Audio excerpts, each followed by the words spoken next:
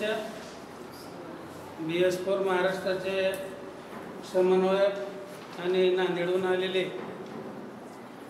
माणिकराव बेनके साहेब, या कार्यक्रमाला आवर्जून उपस्थित असलेले शिवाजीराव नवरखेले साहेब, आमचे या पूर्वीपासून भटक्यामुक्त चळवळीमध्ये सर्वांचं नेतृत्व करणारे भटक्यामुक्त संघर्ष महासंघाचे प्रदेशाध्यक्ष हरिभाऊ गायकवाड साहेब, आमच्या खांद्याला खांदा लावून पूर्वीपासून या चळवळीमध्ये काम करणारे आमचे राम विद्वार साहेब, त्याच्यानंतर दीपक पाचंगे सर, त्यानंतर आपले प्राध्यापक अविनाश भोसले सर आणि व्यासपीठावर विराजमान असलेले आमचे सूर्यवंशी साहेब,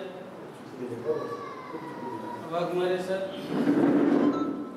तर या कार्यक्रमाचं जे आयोजन आहे, हे आयोजन केलेलं आहे तो 2-3 विषय एकत्र घेतलेले आहेत. एक तर महात्मा फुलेंची जयंती आपण केली नव्हती, डॉक्टर बाबासाहेब आंबेडकरांची जयंती 14 तारखेला होती, ती जयंती करावी आपल्या सर्वांच्या वतीनं, त्यांना अभिवादन करावं महापुरुषांना. आणि या जिल्ह्याची जी बैठक होती आपल्या BS4ची, ती बैठक पण जिल्हा बैठक झालेली नव्हती. त्यामुळं बऱ्याच वर्षापासून, म्हणजे साधारणपणे 3 महिन्यापासून आपण या बैठकाचं आयोजन सुरू आहे प्रत्येक जिल्हा स्तरावरती. पण लातूर जिल्ह्याचीच बैठक राहून गेली होती आणि वेळही मिळत नव्हता. म्हणजे प्रत्येक सुट्टीच्या दिवशी लोक बैठका ठेवतात आणि त्यावेळेला प्रत्येक सुट्ट्या बाहेरच जाऊ लागल्या. त्याच्यामुळं ते बैठकीचं पण आयोजन होतं आणि त्यानिमित्तानं मग आपण सर्वांनी विचार केला किंवा ती जयंतीचाही कार्यक्रम होईल आणि त्याचबरोबर आपल्या BS4च्या जिल्हा कार्यकारिणीची पण निवड आपल्याला आज करता येईल, म्हणून या बैठकीचं आयोजन केलेलं आहे. तर आपल्या BS4 महाराष्ट्राबाबत सर्वांना माहिती असली पाहिजे आणि केवळ त्याच्यामुळेच प्रास्ताविक करण्यासाठी मी आज आपल्यासमोर उभा आहे. BS4 महाराष्ट्राची जी सुरुवात झाली ती साधारणपणे 4 वर्षाखाली सगळ्या महाराष्ट्रातल्या सुपर क्लास 1 मंत्रालयापासून ते जिल्ह्यापर्यंत काम करणाऱ्या सर्व अधिकाऱ्यांची एक बैठक पुण्याला झाली होती. पहिल्यांदा एक बैठक औरंगाबादला झाली, त्याच्यानंतर पुण्याला झाली आणि त्या बैठकीमध्ये असा एकंदरीत सुरू होता की बाबा, जी माणसं या समाजामधून शिकून सवरून पुढे गेलेले आहेत, शिकलेले आहेत, त्यांना सगळं कळतंय, त्यांनीच समाजाचं नेतृत्व करावं लागेल किंवा त्यांनी नियोजन करावं लागेल, काय करावं, कोणी करावं, कसं करावं हे कोणी ठरवायचं. मोलमजुरी करणाऱ्या माणसानं ठरवायचं, पालातल्या माणसानं ठरवायचं का जी माणसं शिकलेले त्यांनी ठरवायचं, नेमकं कुणी ठरवायचं.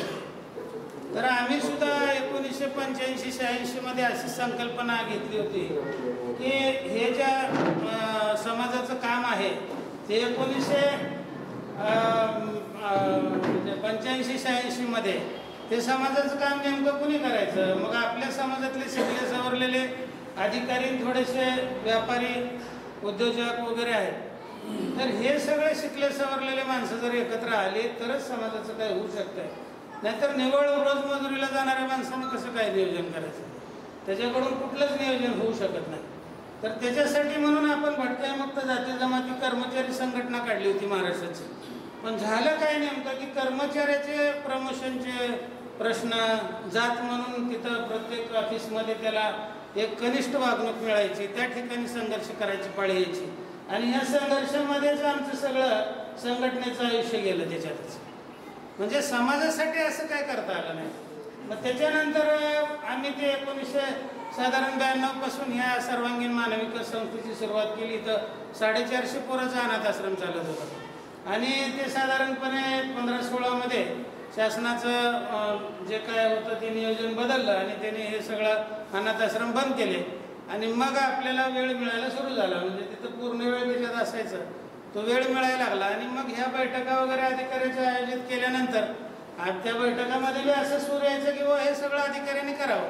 पण अधिकारी हे वेगळं असतात म्हणण्यापेक्षा त्या कार्यालयाची अशी परिस्थिती असते की तिथं प्रबळ जातीचे माणसं हे पुढाकार करत असतात आणि हे पुढाकार करत असणारी माणसं बाकी छोट्या छोट्या जातीच्या माणसाला घेणत नाही.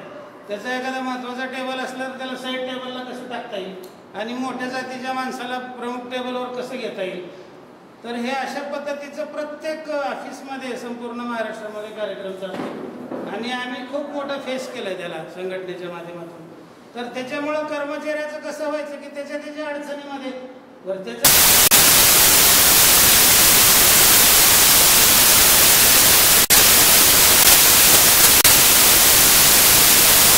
स्त्री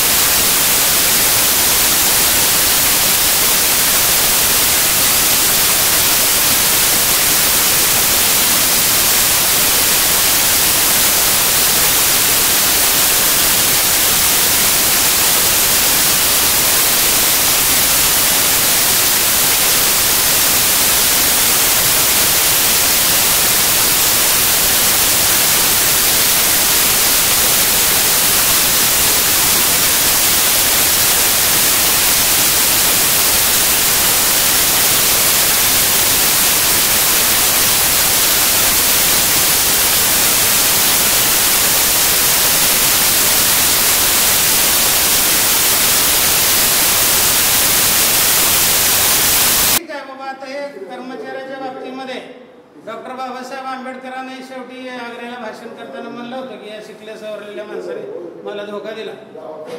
तर त्याचं कारण काय होतं की साधारणपणे सर लिलित गो म्हणून इथं हे होते आपले गव्हर्नर जनरल होते आणि त्याने असं ठरवलं की वा इथं मोठ्या कम्युनिटी आहेत, मुसलमान कम्युनिटी आहे, हिंदू कम्युनिटी आहे, हिंदू युनिव्हर्सिटी आहेत, मुसलमान युनिव्हर्सिटी आहे.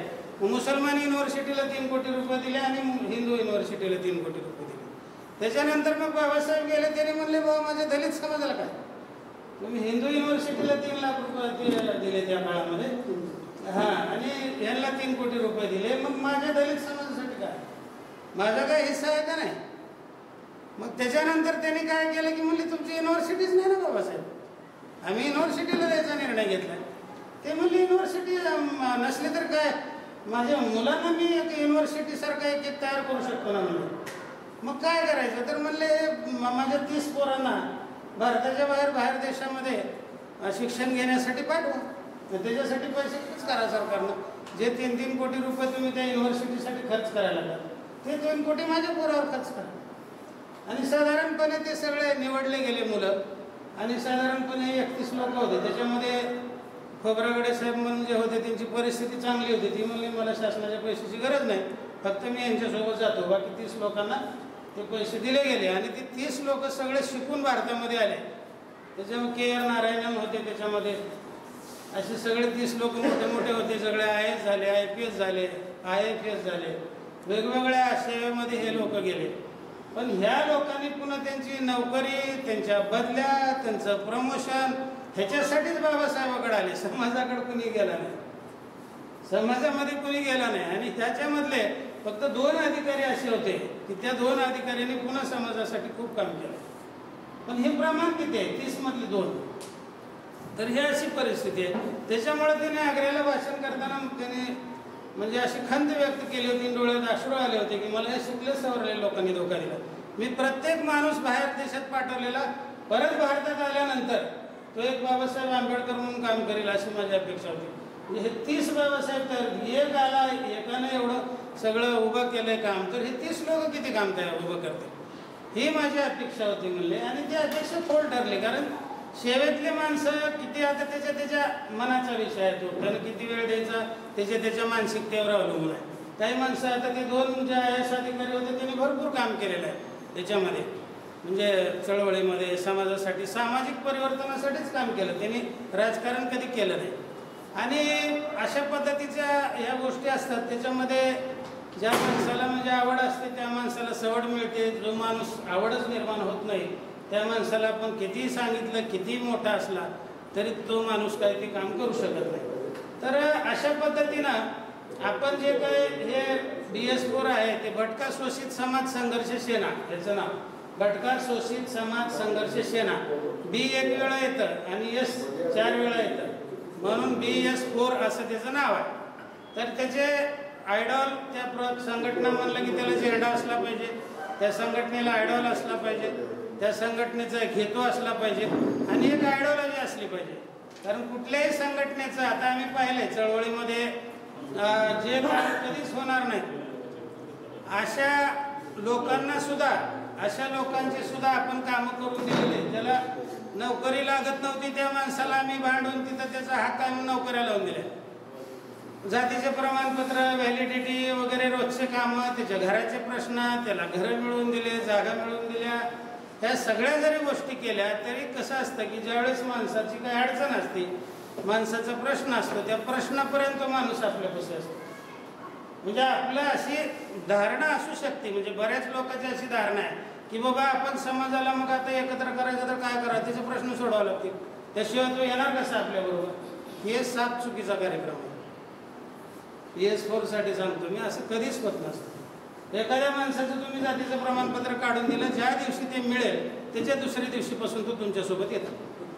एखाद्या दिवशी त्याचं प्रमोशन झालं त्याच्या दुसऱ्या दिवशीपासून तो तुमच्या संघटनेच्या बैठकीला येत नसतो. हे आम्ही अनुभवलेलं आहे. म्हणजे 99% लोकांचं असं वागणं असतं. एकदा त्या प्रश्नापुरतं माणसं तुमच्यासोबत येतात, प्रश्न मिटला की ते माणसं सोबत येत नाही. मग माणसं सोबत कधी येतात? एकतर आयडिओलॉजी आणि कार्यक्रम, दोन गोष्टी पाहिजे. पहिल्यांदा आयडिओलॉजी पाहिजे. तुम्ही बघा आता RSSची आयडिओलॉजी, त्या आयडिओलॉजीसाठी ते माणसं तिथं मरायला तयार असतात. एखाद्याला आदेश दिला ते विहिरीत उडी मारून, बरोबर विहिरीत उडी मारा. तो कशासाठी मी मरेल, तुम्ही मला विहिरीतच उडी का मारायला आला, असा विषय नसतो. एक शिस्त असते आणि त्या शिस्तीमध्ये आज साधारणपणे 1925ला RSS तयार झालं होतं. आता साधारणपणे 100 वर्षावर आणि 100 वर्षाची त्यांची जी मेहनत आहे त्या मेहनतीमुळं ते आज सत्तेवर आहेत. तसंच भामशेपच्या बाबतीमध्ये कांशीरामजींनी 30 वर्ष मेहनत केली. 30 वर्ष भामशेपमध्ये त्यांनी मेहनत केली, BSP काढलं आणि 30 वर्षाच्या मेहनतीनंतर सगळा केडर उभा केलेला UP उभा केला. आणि त्याच्यानंतर 8 वर्ष एका दलित समाजाची बाई उत्तर प्रदेश सारख्या जे की पंतप्रधान निवडून देणारं जे राज्य आहे त्या राज्याची मुख्यमंत्री झाली. हे महाराष्ट्रात होऊ शकलं का? नाही होऊ शकलं. बाबासाहेबांनी जो पक्ष तयार केला होता त्याच्यामध्ये सगळ्या OBCला इन्व्हॉल्व करून घेऊन हे जर केलं असतं तर महाराष्ट्राचे सुद्धा एक नाही अर्धे मुख्यमंत्री आतापर्यंत दलिताचे राहिले असते किंवा मागासवर्गाचे राहिले असते.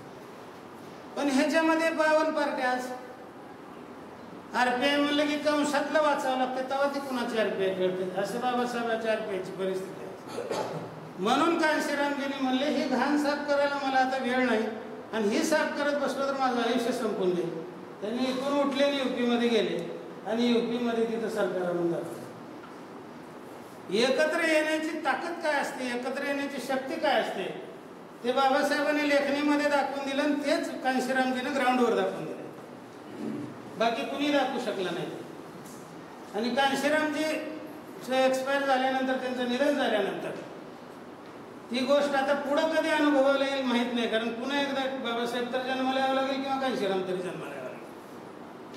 त्याच्याशिवाय ते दिवस आपल्याला बघायला मिळणार नाही.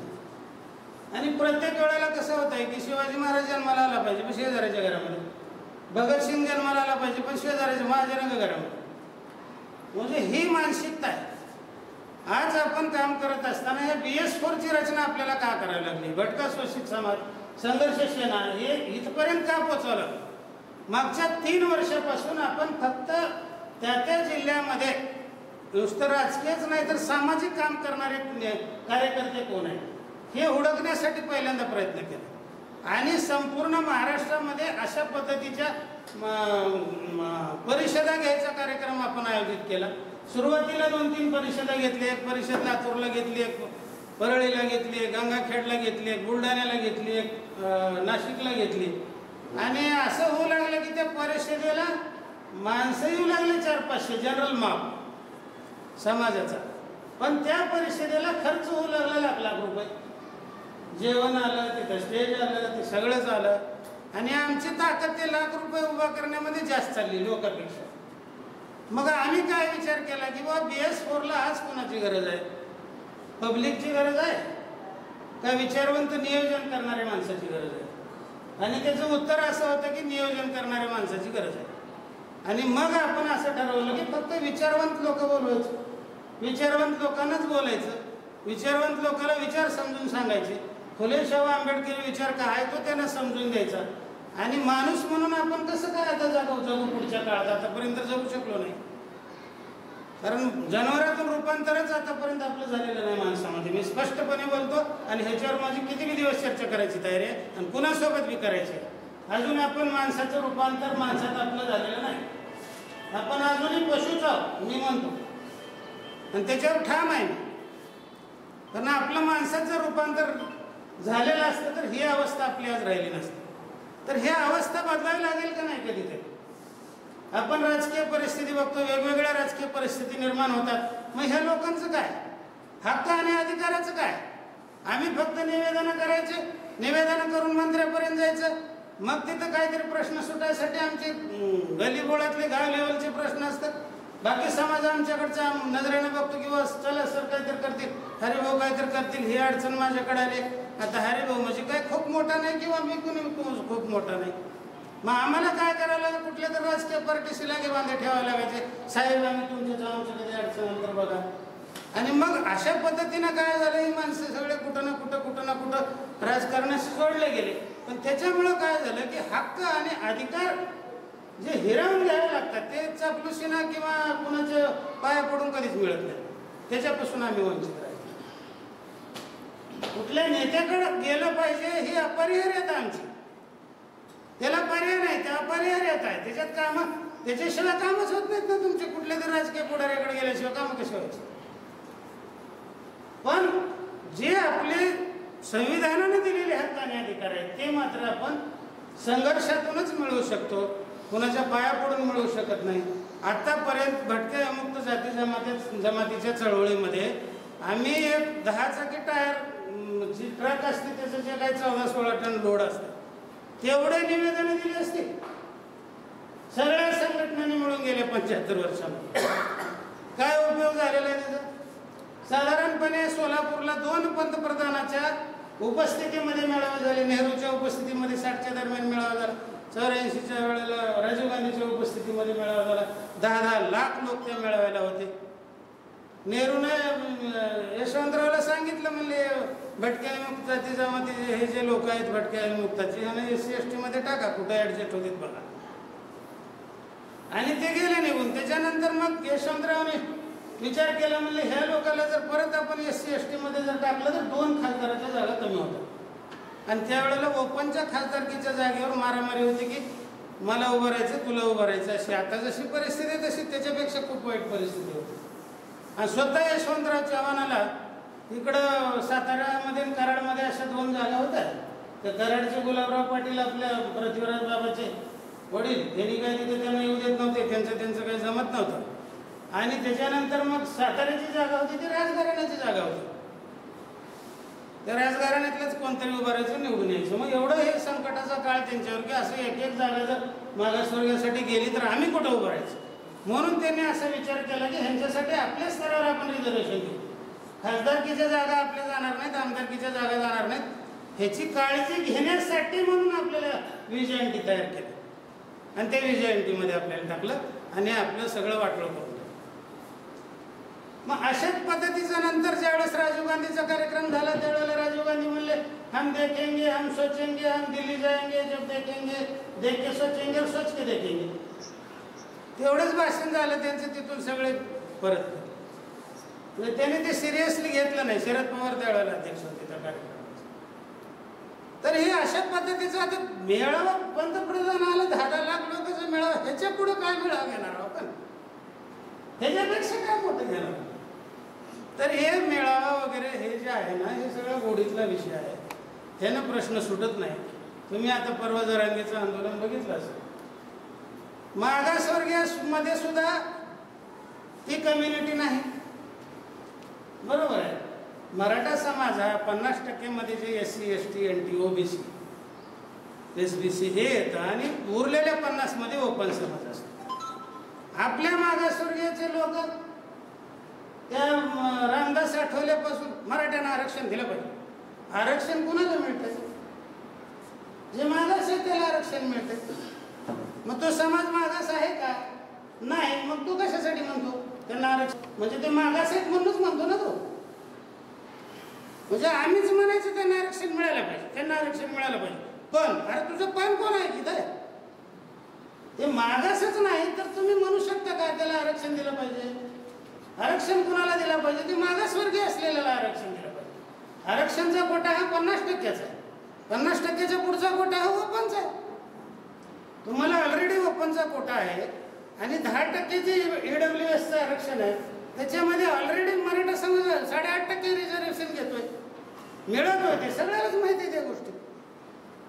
तरी पण इकडून आमच्या कार्यकर्त्यांनी नेत्यांनी सगळ्या मराठ्याला आरक्षण मिळालं पाहिजे. आणि ज्यावेळेस मराठा मग ओबीसी मध्ये घुसला त्यावेळेस मग बॉम्ब मारायला सुरू झाले, मेळाव्याकडे करायला चालू झाले. तुम्ही आमच्यात येत नाही, तुम्ही आमच्यात आधी कशाला म्हणलं? कशासाठी म्हणलं मिळालं पाहिजे? अरे हो चापलूशी त्याने ये माझं बूट घुस म्हणा म्हणून कशासाठी म्हणलं तुम्ही? म्हणजे ह्या साध्या साध्या गोष्टी आपणच आपल्या लोकांनी घ्यायच्या. आणि ज्यावेळेस तुम्हाला सांगतोय आंदोलन सुरू झाले ओबीसीचे, त्या ओबीसीच्या आंदोलनामध्ये भटक्या विमुक्त जाती आणि ओबीसी, सकल भटका विमुक्त आणि ओबीसी समाज. आता ओबीसी समाज तर आपल्याला माहित आहे की आपल्यापेक्षा उच्च दर्जाचा येतो, तर समाज त्याच्यामध्ये असणार. लाखोचे मेळावे लोक ओबीसीचे गोळा झाले त्याच्यामध्ये. आणि भटक्या विमुक्ताचे म्हणजे कोण? विमुक्त म्हणजे लमानी आणि भटके म्हणजे धनगर आणि बंडगर, धनगर आणि वंजारी. सरकारी हे सरकारी भटके आणि विमुक्त आणि ओबीसी. त्याच्यामध्ये ह्या भटक्यातला कोण होता बाबा? 28 जातीमधला कोण माणूस तिथं मिळाला होता? त्याला माहित तर आहे का की ते ओबीसीचं आंदोलन कुणासाठी आहे? माहित तर आहे का लोकांना की ते कुणाचं चाललंय आंदोलन? ते काहीच माहित नाही. आमचा माणूसच नाही, फक्त लक्ष्मण गायकवाड तेवढं भाषण करायला स्टेजवर होतं. बाकी भटक्या विमुक्ताचा, मूळ भटक्या विमुक्ताचा एकही माणूस त्याच्यात असेल असं मला नाही वाटत, माझ्या तर बघण्यात आलेलं नाही. आणि मग पुढं काय की बाबा समजा ह्या असे मेळावे आपल्या हक्कासाठी होत असतील आणि तशा मेळाव्यात सुद्धा आम्ही जर तिथं ॲबसेंट असू किंवा आम्ही नसूच तर कसे काय प्रश्न सुटणार आहे? मुळामध्ये हा समाजच बाहेर निघत नाही. आणि भटक्या आणि विमुक्तामध्ये हा फरक आहे की विमुक्त समाज हा स्थिर आहे, कुठल्याही शहराला स्थिर आहे, कारण सेटलमेंट कॅम्पमध्ये होता, तिथून इंग्रजाच्या काळापासूनच स्थिर आहे.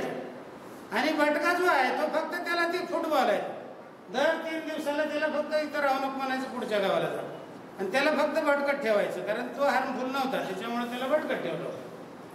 तर ह्या ज्या भटक्या कम्युनिटी आहेत, ह्या भटक्या कम्युनिटी अजून सुद्धा बोंबलत फिरायचा प्रकार आहेच. 25-30% जो काही समाज आज पालामध्ये आहे तो फक्त भटक्यातला आहे, दुसऱ्या कुठल्याही कम्युनिटीतला नाही. आणि आता काय झालंय की हौसेनं भटकणं झालं. आता काय काळजी करायला लागणार आहे. नुसतं लोकांना बाबा भटकू नका, असं करा तसं करा, प्रत्येक वेळेला चांगलं लोकांना सुचत नाही किंवा चांगलं सांगितलं तर लोक ऐकत नाही. तर मग या लोकांना जसं आता जाट पंचायतीच्या भाषेत सांगावं लागलं, जाट पंचायतीचा कायदा तयार झाला. आता जाट पंचायत बसले म्हणलं तरी पोलीस मध्ये घालतात त्यांना. 5 लाख रुपये दंड आणि 7 वर्षापर्यंतची शिक्षा आहे त्याच्यामध्ये. हा कायदा करावा लागला. आम्ही होतो त्या कायदा करण्याच्या त्या मोहिमेमध्ये, संघर्षामध्ये. हरिभाऊ मी माझ्यासोबत होतो. तर अशाच पद्धतीनं आता ह्या स्थलांतराच्या बाबतीमध्ये सुद्धा करावं लागलं. कुटुंबासोबत, लेकरा बाळासोबत जी माणसं पालात असे दरपोच दरमुकाम फिरतात अशा लोकांना त्या पोलीस स्टेशनला FIR दाखल करायचं आणि त्याला सुंदरी दाखवायची एक दिवस, दुसऱ्या दिवशी ते थांबवायचं. जे कुठं असं झोपटपट्टी दिलेली, जे मूळ गाव असेल तिथे जाऊन थांबणार. हा उपाय केल्याशिवाय आमचे भटके भटकणं थांबत नाही. नाहीतर आमच्या रेणके साहेबाचा अहवाल आहेच पुन्हा जे भटके त्याच्या मागं पाणी घेऊन फिरा, त्याच्या मागं ते अन्न कसं त्यांना मिळेल बघा. हे शक्य आहे का मला सांगा? जे माणूस स्थिर आहे त्याच्यावर सरकार असमर्थ आहे सगळ्या गोष्टी करायला. भटकणाऱ्याच्या बाबतीवर भटकणाऱ्या माणसाला काहीतरी मिळवून देण्याचं, कुठं हक्क मिळवून देण्याचं सरकार तरी शक्य आहे का? तर स्थिर झाल्याशिवाय पर्याय नाही. शिक्षण घेतलं पाहिजे, शिका, संघटित व्हा, संघर्ष करा. बाबासाहेबांनी म्हणलेलं आहे. अगोदर शिक्षण आहे आणि शिक्षण घेतल्याशिवाय आम्हाला त्याच्या पुढे जाता येणार नाही. आणि माणसं स्थिर झाल्याशिवाय मतदार यादीत नाव येणार नाही, राशनच्या यादीमध्ये नाव येणार, राशन कार्ड मिळणार नाही, तुमचा कागदपत्र मिळणार नाहीत. आता बी आमची त्या जातीच्या प्रमाणपत्राचीच लढाई आहे. आता या परिस्थितीत सुद्धा आम्ही आज बी जातीच्या प्रमाणपत्रालाच फाईट करतोय. लोक कुठल्या कुठं IPS होऊन गेले, पण आमच्यामध्ये काहीच परिस्थिती नाही. मग त्याच्यासाठी काय करावं लागेल, तर आम्हाला हक्काची लढाई लढावी लागेल. त्याच्यामध्ये आम्हाला आमचे आमदार खासदार असले पाहिजेत, किमान 2-1 खासदार असले पाहिजेत, किमान 4-5 आमदार आमच्या विधिमंडळात असले पाहिजेत, किमान सुप्रीम कोर्टामध्ये आणि हायकोर्टामध्ये आमचे 4-5 जजेस असले पाहिजे, किमान 4-5 IAS IPS ऑफिसर असले पाहिजेत. तरच न्याय मिळेल ना. न्याय देणारे कोण आहेत आपल्याला? न्याय देणारी यंत्रणा त्याच्यात कोणीच नाही आपला. जिथं विधिमंडळामध्ये पैशाचं वाटप होते तिथं कोणीच नाही आमचं. कोण आहे आपला हिस्सा आणायला तिथं? लोकसभेत जिथं नियोजन होतं तिथं नियोजनात आमचं कोणीच नाही. मग आपल्यासाठी कोण नियोजन करणार आहे? तर हे जर आपल्याला करायचं असेल तर आपल्याला पहिल्यांदा भटका ब प्रवर्ग म्हणून टोटल एकत्र यावं लागेल. आणि हा प्रवर्ग एक आल्यानंतर मग विमुक्त आहे, त्याच्यानंतर OBC आहे, ह्या सगळ्या गटाला आपल्याला कधी एकत्र घेता येईल. पण आपलं घर तर एकत्र राहू द्या. आपलं घरच एकत्र नाही, भटक्यातलीच माणसं एकत्र नाही. आणि ही सगळी माणसं एकत्र आणण्यासाठी म्हणून या DS4ची रचना करण्यात आलेली आहे. याच्यामध्ये आपल्याला विमुक्त समाजाचे जे नेते कार्यकर्ते ह्यांची मदत मिळणार आहेच, कारण पूर्वीपासून ते आपल्यासोबत आहेत. त्याच्यानंतर जी माणसं भटक्या विमुक्तासाठी काम करतात त्या माणसाची आपल्याला मदत मिळणार आहे. तर हेरम कुलकर्णी असतील, त्याच्यानंतर आपले उत्तम कांबळे असतील, ते पूर्वीपासून भटक्यावरच लिहित असतात. तर ही जी माणसं आहेत भटक्यासाठी काम करणारी पण भटक्या समाजाची नाहीत, अशा लोकांना आपल्याला एकत्र करावं लागेल. आणि हे सगळं करायचं काम मागच्या 3 वर्षापासून चालू आहे. हे 4थं वर्ष आहे. आणि हे 3 वर्ष झाल्यानंतर, कारण पूर्वी कसं असायचं, प्रत्येक माणसाला कसं झालं आता की प्रत्येक जण आपल्यापैकी बसलेला की 1-2 संघटनेचा तर कार्यकर्ता आहे किंवा नेता. एखाद्या प्रत्येकाची एक वेगळी संघटना आहे. कुठल्या तरी महाराष्ट्र लेवलचा कोणतरी उपाध्यक्ष आहे, कोणतरी सचिव आहे, कोणतरी काय आहे. नुसतं एवढं पेव फुटलेलं आहे संघटनेचं, त्याच्यामुळे माणसाची एकत्र यायला तयार नाही. प्रत्येकाची संघटना वेगळी. BS4 म्हणलं की जोशी सरची, मग आमच्या समाजाची मग माझीच, त्याच्या समाजाची त्याची, प्रत्येकाची वेगवेगळी संघटना, कुणाच्या भटक्या संघटना, कुणाच्या कोणत्या संघटना, कुणाच्या जातीच्या संघटना. आता एवढ्या संघटना झाल्या की ही सगळी माणसं एकत्र यायला तयार नाही. आणि अशा परिस्थितीमध्ये आपल्याला काम करायचं. मग यांना काय, त्या एका आयडिओलॉजीवर आपल्याला फुले शाहू आंबेडकरांच्या या आयडिओलॉजीवर आपल्याला एकत्र आणायचं. DS4च्या आयडिओलॉजीवर आमचा आज कुणीही दुश्मन नाही. बघा, ते आमका आपलं दुश्मन आहे तर कुणीच नाही, आम्हीच आमचे दुश्मन. आम्ही भटक्या ब प्रवर्गाचा प्रत्येक शिकलेला अधिकारी असो किंवा श्रीमंत माणूस असो, उद्योजक असो, आमच्यातली जी माणसं बऱ्यापैकी चांगली आहेत, हेच माणसं आमच्या समाजाची दुश्मन. आमच्या समाजाचं दुश्मन RSS नाही, आमच्या समाजाचं दुश्मन ब्राह्मण नाही, आमच्या समाजाचं दुश्मन कुणीच नाही. आम्हीच आमच्या समाजाचे दुश्मन. आम्हीच जर एकत्र आलो नाही तर कसं काय होणार आहे ते? आम्ही एकत्र आलोच नाही तर दुसरे तर तुम्हाला पायाखाली तुडवायलाच बसलेले आहेत ना. याच्यासाठी सगळ्याला अगोदर एकत्र येणं गरजेचं आहे. आणि हे एकत्र येण्यासाठी कुठला तरी एक झेंडा लागतो. आपला झेंडा अर्धा काळा आहे, अर्धा भगवा आहे, त्याच्यावर मशाल आहे मध्यभागी. ते नंतर शिवसेनेला मशाल दिली, आता आपल्याला तर मशालीच्या अजून काहीतरी करावं लागतं. तर तो झेंडा आहे आपला. त्याच्यानंतर आयडॉल म्हणून जे आहे ते आपले दौलतराव भोसले, भटक्यामुक्त चळवळीचे जे पहिले प्रणेते होते, ज्यांनी ती चळवळ सुरुवातीला उभा केली आणि त्याचे आमदार 6 वर्ष झाले, असे दौलतराव भोसले जे फोटो आहे आपल्या साहेबांना लागू, तर ते दौलतराव भोसले हे आपले आयडॉल आहे. आणि त्याच्यानंतर ही आयडिओलॉजी जी आहे ते मानवतावादी आयडिओलॉजी आपली आहे. महात्मा बुद्धाची, महात्मा कबीराची, त्याच्यानंतर फुले शाहू आंबेडकर, शिवाजी महाराज आणि आपले महात्मा बसवेश्वर, ही जी मानवतावादी विचार आहेत, हे मानवतावादी विचार घेऊन आम्हाला जायचं आहे. आणि आम्हाला आता आजच्या परिस्थितीमध्ये जे हाय क्वालिफाईड लोक आहेत, त्याला काही समजतं आहे, ज्याच्याकडे काही विचार आहेत, अशी सगळी माणसं एकत्र करून या माणसाचं संघटन करून ह्या माणसाच्या माध्यमातून पुन्हा गरीब माणसाला आपल्याला उभं करायचं.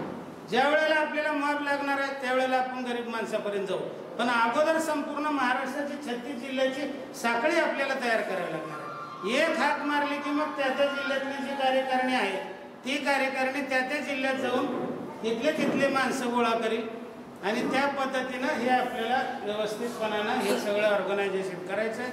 त्याला वेळ लागणार आहे, लगेच उद्या काहीच होणार नाही.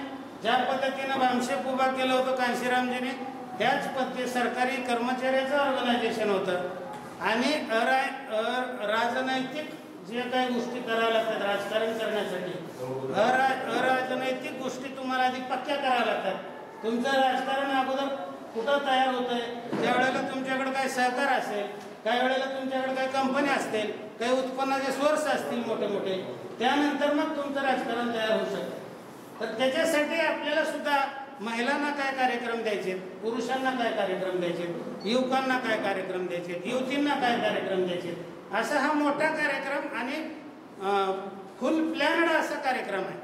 तर ह्या कार्यक्रमासाठी महाराष्ट्राची राज्य कार्यकारिणी तयार झालेली आहे. त्याच्यामध्ये 25 लोक निवडले गेलेले आहेत, अजून 10 लोक त्याच्यामध्ये निवडले जाणार आहेत. 35 लोकांची राज्य कार्यकारिणी आहे आणि बाकी मार्गदर्शक मंडळ जे आहे, प्रतिनिधी मंडळ आहे, साधारणपणे 500 लोकांचं प्रतिनिधी मंडळ आहे आणि ते 500 लोकांचं प्रतिनिधी मंडळच ते संघटना निवडणार आहे. संघटनेचे जे सभासद आहेत ते सभासद त्या त्या जिल्ह्यातले प्रतिनिधी निवडणार आणि ते प्रतिनिधी मग सगळ्या राज्याची संघटना निवडणार. अशी ह्याची रचना या BS4ची आपल्याला माहीत असावं हे सांगतो. तर आता हे सगळं आपल्याला करत असताना राजकारण वगैरे तर करावंच लागेल आणि शेवटचा जो बिंदू आहे याचा, तर हा शेवटचा जो बिंदू आहे तो राजकारणाचा आहे BS4 आणि आम्हाला राजकारण करावंच लागेल. आम्ही स्वतंत्र पक्ष म्हणून काम करू आणि त्यावेळेला आम्ही हे दबाव गटाचं काम करू. आम्हाला माहीत आहे की आमची माणसं निवडून येणार नाही, तर निवडून येणाऱ्याला आम्ही पाडू आणि ज्या वेळेला 100 माणसं आम्ही महाराष्ट्रात पाडू त्यावेळेला आमच्याकडेच राहील सगळ्या. आणि ते म्हणतील की बाबा कमीत कमी ह्यांनी माणसं नाही थांबवली तरच आमची माणसं निवडून येऊ शकतात. ह्यांनी जर माणसं थांबवले तर आपली माणसं निवडून येऊ शकत नाहीत. एक 2-4 गोष्टीचा उहापोह करून मी माझं हे प्रास्ताविक हे सगळं संपवतो. तर याच्यामध्ये आपल्याला ज्या प्रमुख गोष्टी आहेत याच्यामध्ये, तर आपल्याला 2 गोष्टी आहेत की BS4ची जी कल्पना आहे ती अजून स्पष्ट व्हावी. तर BS4 हे सेवा करण्यासाठी निर्माण झालेलं नाही. आम्हाला संपूर्ण परिवर्तन पाहिजे. सेवा म्हणजे एखादा माणूस जर भीक मागत असेल तर त्याला भीक वाढणे ही सेवा आहे, पण त्याला भीकच मागायची पाळी येऊ नये अशी निर्मिती त्याची करणे त्याला परिवर्तन करतात. तर आपल्याला हे जे BS4 आहे ते आपण परिवर्तनावर काम करतो, आपण सेवेवर काम करत नाही. आता मला मागं कोणीतरी म्हणलं की सर म्हणले तुम्ही तर हे सगळे हाय क्वालिफाईड लोक, सगळे उद्योजक, हे मोठे मोठे अधिकारी, हे सगळे लोक सुरुवातीला एकत्र करायचं आणि हेच आमचे सभासद आहेत असं म्हणतात. मग ह्याच्यात शोषित कुठं आहे? भटका शोषित समाज, शोषित तर तो पालकलाच आहे. तर मी त्यांना सांगितलं बाबा शोषित तो नाही की इथं बसलेले आम्ही शोषित आहोत सगळे, तो शोषित नाही. ते शिळं उष्ट खरकट खाऊन टाईट आहे, त्याला वरचं देणं घेणं नाही, त्याला हे मोदीचा विषय नाही, त्याच्याकडे तो विषयच नाही, त्याला देणं घेणं नाही. जे मिळेल ते स्वाभिमान नाही, काही नाही, लाचारीनं भीक मागायला जायचं, खरकटं मिळेल, उष्ट मिळेल, आणायचं, पोटभर लेकरं बाळा आपटायचं आणि त्या पालामध्ये झोपायचं. त्याला काय देणं घेणं नाही तुमच्या कुठल्याच गोष्टीचं. तो शोषित नाही, आम्ही शोषित आहोत. ते कसं, तर त्याच्यानंतर ज्या माणसानं मला प्रश्न विचारला होता त्याच्यावरच वेळ आले. त्या गावामध्ये 3 जोशाचे घरं होते आणि त्या 3 जोशाचे घरं होते आणि त्या ठिकाणाहून ती माणसं मोठी मोठी झाली. आता पुण्यात एकाची खूप मोठी संख्या. माध्यमिक शाळा आहे अरे हो पिंपरी चिंचवड, माध्यमिक शाळा 1ली ते 10वीपर्यंत 12वीपर्यंत खूप मोठी शाळा आहे आणि तो माणूस खूप मोठा आहे. त्याच्यानंतर त्यानं काय झालं की बाबा आपल्याला ईश्वरानं भरपूर दिलं होतं, आपण त्या गावात राहत होतो, त्यावेळेला त्या गावात लोकांनी आपल्याला सांभाळलं म्हणून आपण एक त्या गावात विचारलं की आम्ही काय करावं, तुम्ही ह्या गावासाठी मी काय करू इच्छितो. ते म्हणले कमान करायचं खूप मोठं, 10 लाख खर्च केले त्यांनी कमानीसाठी आणि खूप अशी सुंदर मोठी कमान केली. त्यांचं जाधव नाव होतं, वडिलाचं नाव टाकलं की आमचे आमचे जाधव यांच्या स्मरणार्थ एवढंच त्याच्यावर टाकलं आणि ती कमान मोठी तयार केली. परवा हे ओबीसी वर्सेस आपलं मराठा आंदोलन सुरू झालं आणि ओबीसी वर्सेस मराठा आंदोलन सुरू झाल्यानंतर ह्या आंदोलनामध्ये जातीय तेढ निर्माण झाली आणि अशी जातीय तेढ निर्माण झाली की गावातल्या म्हणजे मराठा गाव होतं आणि त्याने म्हणले आता हे त्याच्या आईला कमानीतून आपण येतो म्हणलं त्याच्या बायला ते जोशानं तयार केलेली कमान ही कमानच ठेवायची. सगळ्या लोकांनी एक दिवशी आले सगळे धड कमान काढली 10 लाख रुपये खर्च करून ते कमान काढले. मग आता त्यांना मी परत फोन केला म्हणलं सर शोषित कोण आहे तुमची कमान पाडली का त्या पालातल्या माणसाची कमान पाडली. हा म्हणजे आपल्याला कमी लेखणं हे शोषण आहे ना. तुम्ही कलेक्टर जरी असलो तरी त्याला जेव्हा त्याच्या आली जोसाडाचं कलेक्टर झालं अभगाती मागासवर्याचं चाललं अभगाती वासदेवाचं चाललं हे शोषण आहे ना. तुम्ही जरी क्वालिफाईड असलो तरी तुमचा मान तुम्हाला जर मिळत नसेल सन्मान मिळत नसेल सन्मान एवढाच भाग आहे ना माणसामध्ये. जनावरातून माणसात फरक काय फक्त सन्मानाचं. बाकी त्याने खाते आपणही खातो त्याने जी प्रक्रिया करते ते आपणही सगळं करतो वेगळं काय आहे त्याच्यामध्ये. तर हे सगळं याचं जे आहे ते त्याच्यानंतर आपल्यात काय होतं की ह्या वेगवेगळ्या संघटना असल्यामुळं ज्या वेळेला ही विचारसरणी आपण पोहोचवतो आणि लोक कन्व्हिन्स होतात त्याच्यामध्ये की बाबा ठीक आहे आता वेगवेगळ्या जातीचं करून काही उपयोग नाही. प्रत्येक जातीची लोकसंख्या एका जिल्ह्यामध्ये 2-3 हजाराच्या पुढं नाही आणि ह्या प्रत्येक सगळ्या जाती जरी एकत्र आल्या तर ही जी लोकसंख्या आहे ती साधारणपणे 1 लाखाच्या घरात जाते. 2.5 लाखापर्यंत एका जिल्ह्यात लोकसंख्या आहे भटका ब प्रवर्गाची नुसते. आणि म्हणून भटका ब प्रवर्ग एकत्र केला तर आपण राजकारण करू शकतो. भटका ब प्रवर्ग एकत्र केला तरच आपण संघटनात्मक काम करू शकतो सामाजिक काम करू शकतो अन्यथा करू शकत नाही. आणि म्हणून ह्या BS4ची रचना आहे. आता हे सगळं करत असताना ही जी वेगवेगळी माणसं असतात वेगवेगळ्या संघटनेचे ज्याला त्याला पोट भरायचं त्या संघटनेवर त्यानं काय करते ते कार्यकर्ता जो तयार झालेला आहे कामाला लागलाय त्याला ते कन्फ्यूज करते. जाऊन कन्व्हिन्स करणं फार सोपं आहे पण एकदा माणसाला कन्फ्यूज केलं की ते माणूसच कशातच उरत नाही. कन्फ्यूज झालेला माणूस कधीही पुन्हा कामाला येत नाही. तर त्याच्यासाठी कार्यकर्त्यांनी सद्विवेक बुद्धीने विचार केला पाहिजे.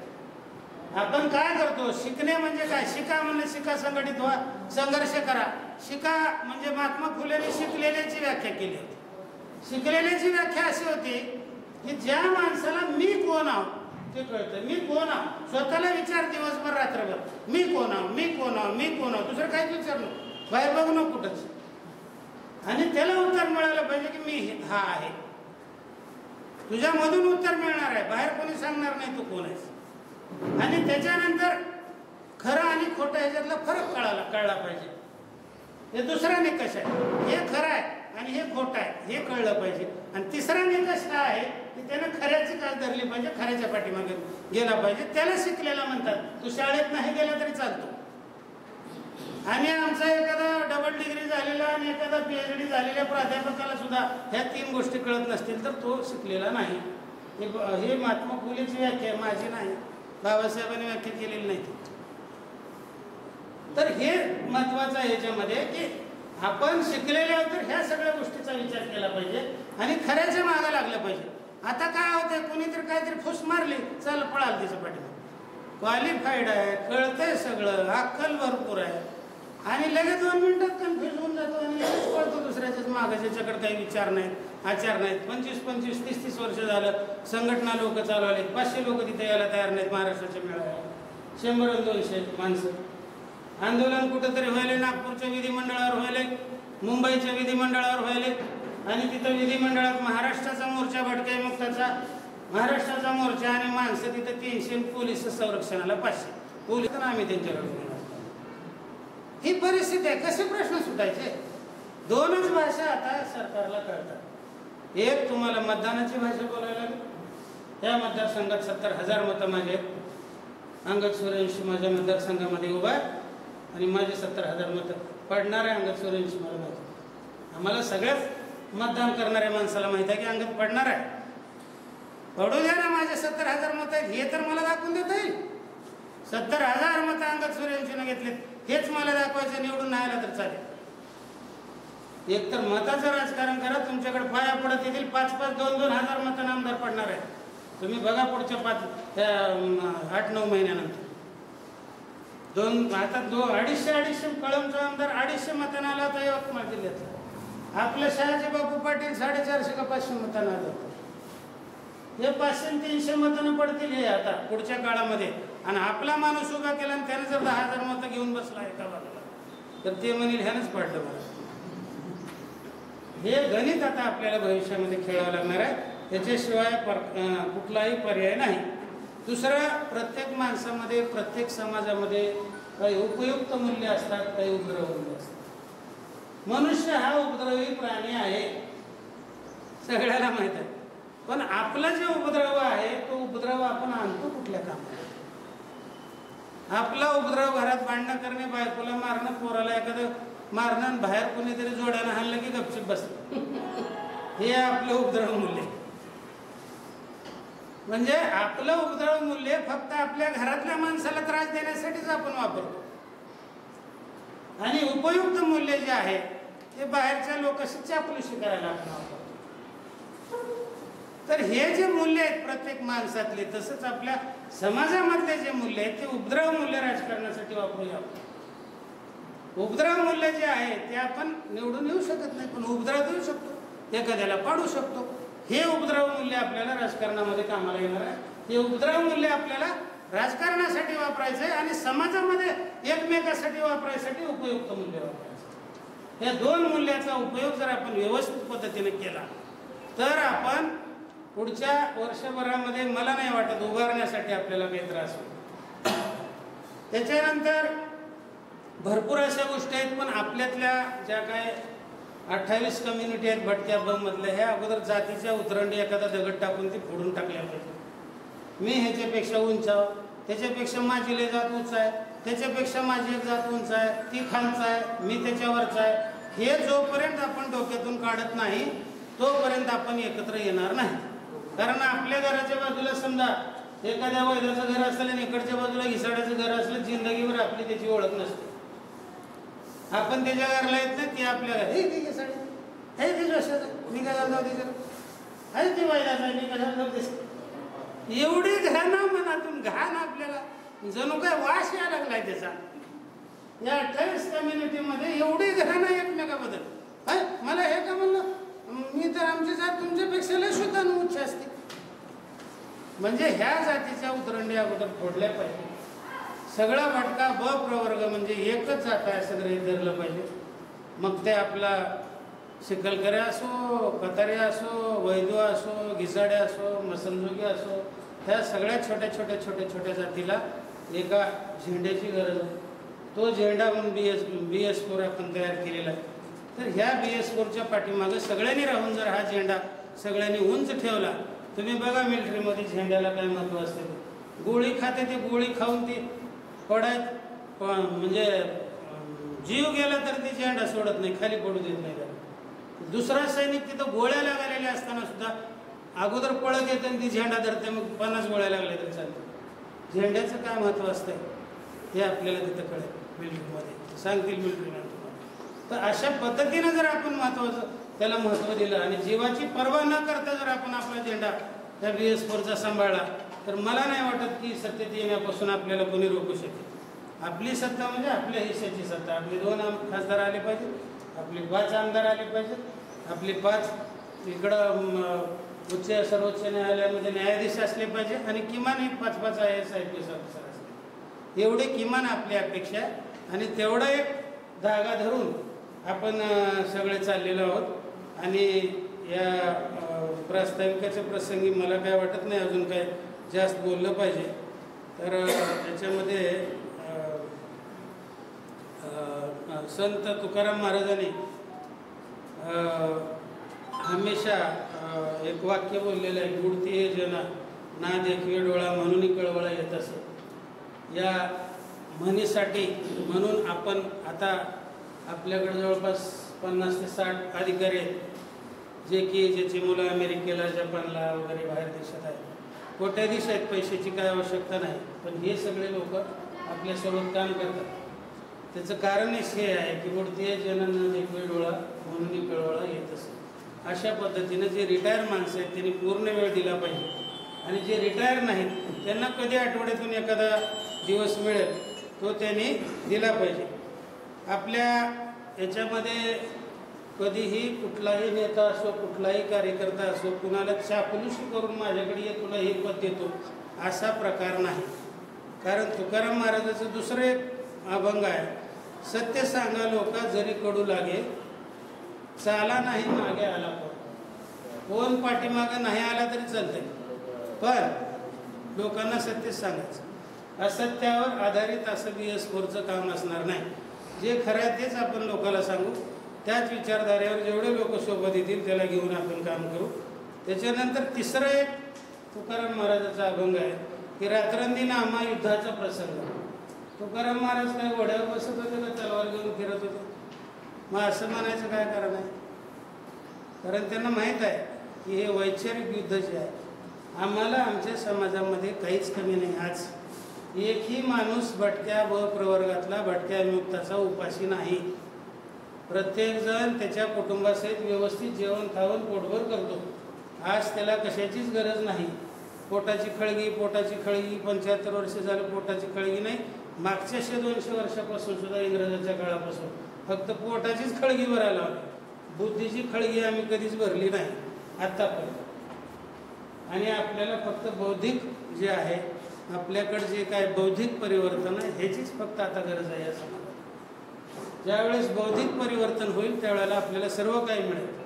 नुसते पोटाची खळगी भरून उपयोग नाही तर आपल्या ज्ञानाची खळगी भरणं गरजेचं आहे. आणि BS4चं काम जवळपास 99% ह्याच्यावर कॉन्सन्ट्रेशन असणार आहे की आपली बौद्धिक क्षमता कशी वाढेल लोकांची. आणि बौद्धिक क्षमता वाढल्याशिवाय माणसं एकत्र बसत नाही, एकत्र चर्चा करत नाहीत, एकत्र निर्णय होत नाही. आणि एकत्र जर बसत नसतील चर्चा करत नसतील तर कधीच काही घडणार नाही. असाच सगळा समाज हा संपून जाईल. तर याच्यामध्ये कांशीरामजी म्हणायचे की ज्या माणसाला आवड असते त्याला सवड मिळते. तुम्ही जर मनात विचार आणला तर अनेक रस्ते मिळतात त्या माणसाला. आणि ह्या सगळ्या महापुरुषांनी नुसत्या फोटोज लावून ठेवतो आपण, तिच्याप्रमाणे वागायचा कधीच प्रयत्न करत नाही. हे एक फार वाईट आहे समाजामध्ये. तर ह्यांनी जे काय राजमार्ग तयार करून ठेवलेले आहेत आपल्याला नवीन काहीच करायची गरज नाही. फक्त त्या रस्त्याला काही पावलं चालायचं आहे आणि आपल्याला जेवढं चालता येईल तेवढं त्या मार्गाने जायचं आहे. आपल्याला मुंबईला जायचं ना, आपण जर हैदराबादच्या मार्गाने निघालो मुंबई जिंदगीत 10 जन्मात मी पुढच्या कधीच येणार नाही. तर आपली दिशा करेक्ट असली पाहिजे, विचार करेक्ट असले पाहिजे, नियोजन व्यवस्थित असलं पाहिजे आणि नेतृत्व करणारा माणूस हा कर्मठ असला पाहिजे, अभ्यासू असला पाहिजे. तरच ह्या गोष्टी पुढे जाणार आहेत, अन्यथा जाणार नाही.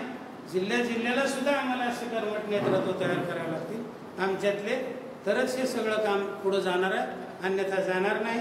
तर एवढं बोलून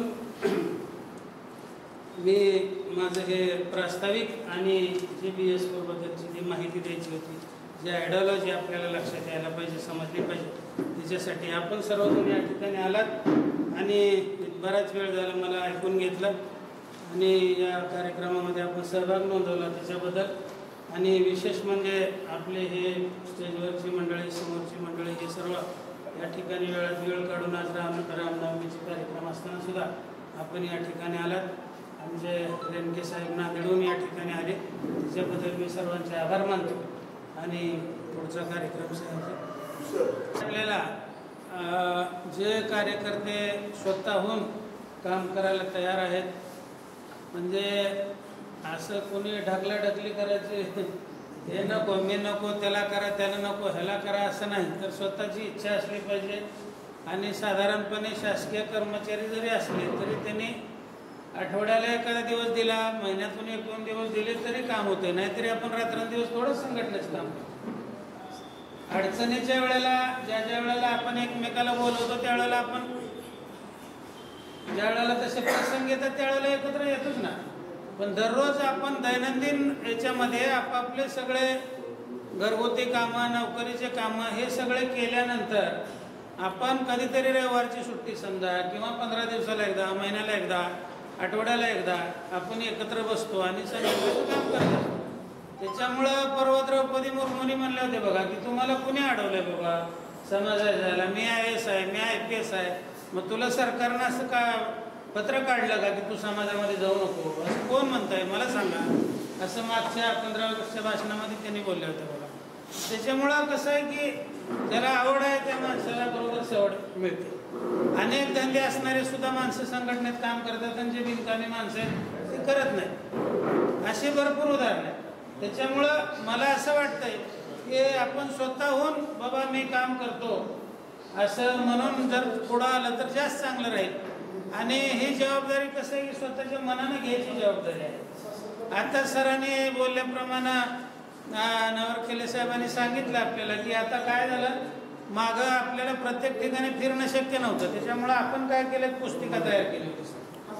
आता ती पुस्तकं एक 10 एक आणले होते, मागं खाली ठेवले होते, आपण मागं ठेवले होते. तर ती माहिती पुस्तिका जी आहे ना, त्या माहिती पुस्तिका आपण छापल्यामुळं सर एवढं लवकर महाराष्ट्रात पोहोचू शकलो आपण. त्याचं PDF आम्ही पाठवायचं एखाद्या अधिकाऱ्याला आणि त्याने परत आम्हाला फोन करायचं की सर तुम्ही या. आणि त्याच्यामुळं त्याचा एवढा मोठा फायदा झाला की त्याच्यानंतर आता आपल्या काशी कापडी समाजाचे जे अध्यक्ष आहेत रमेश कुंदूर म्हणून, ज्यांनी आपल्या ह्याच्या आळंदीच्या कार्यक्रमाला 1,28,000 रुपये त्यांच्या समाजाकडून देणगी दिली होती आणि त्याच्यामुळं तो कार्यक्रम फार चांगल्या पद्धतीने आपण पार पाडू शकतो. तर त्यांनी सुद्धा सांगितलं की त्यांची प्रेस आहे स्वतःची, की त्यांनी सांगितलं सर याची आवृत्ती तयार करा चांगली, अजून तुम्हाला काय बदल करता येतं ते करा आणि त्याचं एक पुस्तिका आपण तयार करू आणि ती घराघरात कशी पुस्तिका पोचेल. आता रेणके साहेबांनी सांगितल्याप्रमाणे की ती घराघरात कसं पुस्तक पोचेल, घराघरात आयडॉल म्हणून दौलतराव भोसलेचा फोटो कसा पोचेल, जे लोक विचार करतील ना हे PS4 काहीतरी लिहिलेलं आहे, फोटो दिलेला आहे, माहिती पुस्तिका दिलेली आहे, ते वाचून तर बघतील, वाचल्यानंतर मग फोटो वगैरे त्यांना कळेल ते काय चाललंय ते.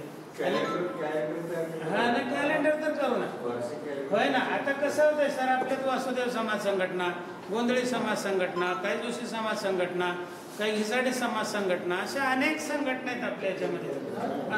त्याच्यामध्ये ते काशी कापडी समाज संघटना आहे, प्रत्येक जण कॅलेंडर काढते सर आणि ह्या प्रत्येकानं मी विनंती केलेली आहे.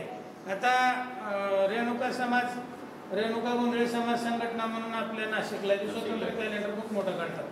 तर मी सगळ्यांना विनंती केली की बाबा तुम्ही स्वतः कॅलेंडर काढू नका, आपण सगळे मिळून कॅलेंडर काढू. तुम्हाला कुणाचे वाढदिवस, कुणाचे फोटो पाहिजेत, तुम्ही जे कॅलेंडरमध्ये टाकता ते सगळे आपण याच्यात टाकू आणि एक मोठं कॅलेंडर आपण काढू.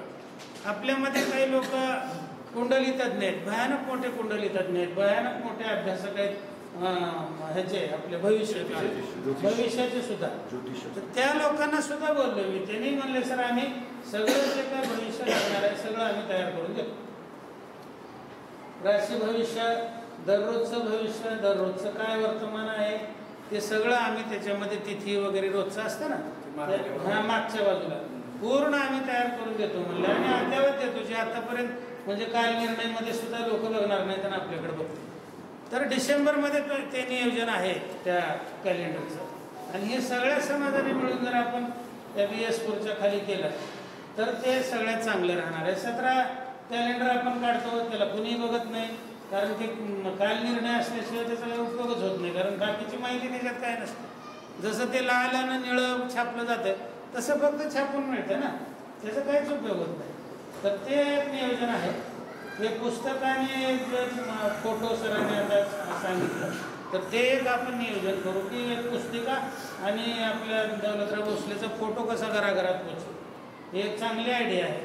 आणि हरिभाऊने सांगितल्याप्रमाणे आपण हरिभाऊ सुरुवातीला तोच प्रयत्न केला होता 3-4 वर्षाखाली की हे संघटनेचे अध्यक्ष, आता अध्यक्ष कसे झाले, मला अध्यक्ष व्हायचं, मी दोघा चौघाला सोबत घ्यायचं, 2,000 रुपये दिले की धर्मादायमध्ये एक रजिस्ट्रेशन होतंय आणि ती 4 कागद पिशवीत गुंडाळून माझ्या कुठल्या तरी झोपडीच्या कोपऱ्यात ठेवून द्यायची. त्याला कधी पुन्हा मी बघत नाही, उंदरानं कातरून टाकलेत काहीच माहीत नाही. हे अशा संघटना आहेत 5.5. तर आम्ही काय केलं की ज्या वेळेला आता आम्हाला कळालं की बाबा लातूरमध्ये आलो, लातूरमध्ये गोंधळी समाज संघटना कार्यरत आहे, आमचे राजेश भांडे सर आहेत, राजेंद्र वनारसे आहेत, अजून कोणतरी आहे. आम्ही काय केलं की इथं आल्यानंतर त्या दौऱ्यामध्ये आम्ही प्रत्येकाला भेटायचा प्रयत्न केला आणि प्रत्येकजण आम्हाला भेटले. आम्ही त्यांना सांगितलं किंवा ही आयडिओलॉजी आहे, तुमच्या संघटना आहेत ना, तुम्हाला बंद करा म्हणत नाही. तुमच्या संघटनेला कुलूप टाका, तुमच्या समाजाचे कार्यक्रम घेऊ नका असं कोण म्हणतात? कार्यक्रम तर घ्यावाच लागणार आहेत. पण हे कार्यक्रम घेताना बॅनर जे आहे ते आपल्या BS4चं लावा. कार्यक्रम गोंधळी समाजाचा होऊ द्या, जोशी समाजाचा होऊ द्या, घिसाडी समाजाचा होऊ द्या, पण बॅनर जे लावायचं ना ते BS4 लाव. कुणालाही सांगताना सांगितलं पाहिजे की हा BS4चा कार्यक्रम आहे, जोशी समाजाचा नाही, गोंधळी समाजाचा नाही. पण समाजाचं पूर्ण नुसते पूर्ण गोंधळी समाजाचा कार्यक्रम होऊ द्या, काही हरकत नाही, पण तिथं BS4चं बॅनर लावा. सगळ्यांनी जर BS4चं बॅनर लावलं तर ते एवढं प्रसिद्धी होईल त्याची की प्रत्येक जण म्हणेल BS4चाच कार्यक्रम चालू आहे. कुठे वासुदेवामध्ये तेच चालू आहे, जोशात तेच चालू आहे, आपल्या शिकलकरामध्ये तेच चालू आहे, कताऱ्यामध्ये तेच चालू आहे. काय बाबा हे सगळीकडे BS4च लागले आणि एक प्रकारचं असं चांगलं वातावरण तयार होईल. आपापल्या संघटना आपण जीवन ठेवा, संभवून टाका. आम्हाला त्याच्याशी काय BS4ला देणं घेणं. आपल्याला काय करायचं आपण समर्थात त्याच्यामध्ये, तुम्हाला त्याचा अधिकार आहे, तुम्हाला काय करायचं. फक्त एवढं करा की आपण सगळे त्या संघटनेत आपण एका समाजाचे म्हणून जसे आहेत तसं पूर्णच्या पूर्ण BS4चे आम्ही म्हणून काम केलं. बाकी काहीच अपेक्षा नाही. कोणी संघटना बंद करावी ह्याच्यात आमचा इंटरेस्टच नाही सर. त्यांच्यात त्यांनी काम करावं, पण BS4 म्हणून त्यांनी BS4च्या सोबत सगळ्यांनी यावं. आणि ह्या सगळ्या संघटना जर BS4 सोबत आल्या तर ह्याला चांगले दिवस यायला काही वेळ लागणार नाही. कारण कसं असतं सर, जे प्रवाहाच्या विरोधात पोहोचते ते फार कमी असतं. आता आपल्याला एखाद्या पाण्यातून पलीकडे एखादी मेंढर पाठवायची, एक मेंढर उचलून टाकावं लागते मध्ये. एक उचलून पाण्यात नदीत टाकलं की ते कडेला गेलं की बाकी सगळे मेंढे काट्या घेऊन थांबत नाही सर. सगळे धडा धडा धडा धडा उड्या मारणार आणि सगळे त्या कडेला निघून जाणार. तर अशी परिस्थिती आणि तीच परिस्थिती उद्या येणार आहे. आज 80% संघटना समाज सर फक्त काठावर उभारून बघायला ते बुडतंय आम्ही पवायला. आणि आम्ही ज्या वेळेला त्या काठाच्या पलीकडे जाऊ आणि जवळपास आता आम्ही काठाला आलोय असं म्हणायला हरकत नाही. कारण रिस्पॉन्स एवढा चांगला आहे सगळ्या मोठ्या अधिकाऱ्यामधून. कारण आज आम्हाला कसं आहे की आज आम्हाला मोर्चे काढायची गरज नाही. आम्हाला मोर्चाचं नियोजन करणाऱ्या लोकांची गरज आहे. त्या मोर्चाला पैसा पुरवणाऱ्या माणसाची गरज आहे. त्या मोर्चाला सगळ्या सुविधा पुरवणाऱ्या माणसाची गरज आहे. त्याचं निवेदन काय असावं हे तयार करणाऱ्याची गरज आहे. आम्हाला आज मोर्चा काढणाऱ्याची गरज नाही. त्याच्यामुळं आम्ही फक्त वैचारिक लोकांपर्यंत पोहोचायचं हे चालतं. प्रमुख माझा आता प्रत्येकाला पत्रिकेवर पाठवताना सुद्धा मी फोन केलेली प्रमुख कार्यकर्त्यांना घेऊन, ज्यांना हे कळतंय बोललेलं, ज्याला काहीतरी करावं अशी इच्छा आहे आणि जे काय करणार आहे. ज्याला काही कळतच नाही असं त्या माणसाला आज उपयोग नाही. हक्कासाठी त्याच्याच लढायचं आपल्याला, शेवटी त्याचाच विजय होणार आहे. आपण तर आजही स्थिरच आहोत, पण आपल्याला ते सगळं करावं लागणार आहे. आपल्या माध्यमाशिवाय ते होऊ शकणार नाही. तर आता आपल्याला हे जिल्हा कार्यकारिणी जे तयार करायचे आहे त्याच्यामध्ये विविध समाजाचे माणसाला नेतृत्व मिळावं, वेगवेगळ्या समाजाच्या माणसाने नेतृत्व करावं, स्वतःहून जे सक्षम आहेत माणसं त्या माणसाने पुढं यावं अशी माझी अपेक्षा आहे. आणि त्याच्यानुसार मग आपले जिल्ह्यातले 4-5 जे काय आपण पदं निवडू ते माणसं पुन्हा बाकी इतर समाजाच्या माणसाला इन्व्हॉल्व करून घेतील. आणि ज्या जिल्ह्यामध्ये आपण आहोत, आता मी राज्याचा अध्यक्ष, पण मी ह्या जिल्ह्यात आहे. मी ह्या जिल्ह्यात माझ्या जे कोणी अध्यक्ष असेल त्याचाच आदेश मानणार. त्याच्यासाठी मी कार्यकर्ता ह्या जिल्ह्यातला. मी महाराष्ट्राचा अध्यक्ष नाही. त्याच्यासाठी महाराष्ट्राचा अध्यक्ष समजा जे कोणी व्यक्ती होईल त्याच्यासाठी मी कार्यकर्ता आहे. जोशी जर इथं कार्यक्रम ठेवला, समजा मी बाहेरच्या जर कुठं कार्यक्रमाला गेलो असेल इतर जिल्ह्यात तरच गेलो, पण मी इथं असलो आणि तुम्ही माझे संपर्क करून जर बोललेला असलो तर मी याच बरोबर थांबलो आणि इथल्या जिल्हाध्यक्षाच्या खांद्याला खांदा कार्यकर्ता म्हणून मी काम करणार. मी अध्यक्ष आहे, मला कशाला बोलवतो, तुमचं तुम्ही बघा असा प्रकार होणार नाही. ज्या आता आमच्या नांदेडला गेलो, आमच्या नांदेडमध्ये माणिकराव रेणके साहेब आहेत, कोषाध्यक्ष आमचे बालाजी डोईजड साहेब आहेत. तर तिथे गेल्यानंतर बालाजी डोईजड किंवा रेणके साहेब म्हणणार नाही की मी राज्याचा मला बोलू नका. तिथल्या अध्यक्षाने यांना बोलावलं साहेब कार्यक्रमात तर यांना जावंच लागलं. तर अशा पद्धतीचं म्हणजे ते आयडिओलॉजीच आहे, बायोलॉजीच आहे. तसं सगळ्या गोष्टी काय म्हणजे एका 4 तासात 2 तासात मी नाही सांगू शकत, पण ह्या पद्धतीचं काम असावं आणि सगळ्यांनी मिळून जर सगळ्याचा सन्मान ठेवून आपण जर करू शकलो तर खूप मोठं काम करणार होतं. फक्त एकमेकाचा सन्मान आपल्याला राखला पाहिजे आणि ते प्रत्येकाने राखावं अशी माझी विनंती आहे. तर आता सगळ्याला आपल्याला विनंती आहे की आपण आता आपली कार्यकारिणी निवडताना आपल्या आळंदीच्या कार्यक्रमामध्ये आपल्या लातूर जिल्ह्याचे सचिव म्हणून उत्तम भोसलेची आपण निवड केलेली आहे, महासचिव म्हणून. बरोबर. हां, तर ते रिटायर झालेले आहेत, एस टी महामंडळामध्ये होते आणि पूर्ण वेळ देऊ शकतात. त्याच्यामुळे त्यांनी मान्य केलं की सर मी वेळ देतो आणि त्यांना त्यांचं सचिव म्हणजे महासचिव केलं होतं लातूर जिल्ह्याचं. तर लातूर जिल्ह्याचा अध्यक्ष आहे, लातूर जिल्ह्याचे उपाध्यक्ष आहे, लातूर जिल्ह्याचे कार्याध्यक्ष आहे, असे आपण एक 4-5 पदं जर निवडली तर त्या 4-5 लोकांनी परत समाजामध्ये शिकल करायचं. आपल्या त्या जयसिंग टाकला बोलावलं होतं पण ते काय आले नाहीत.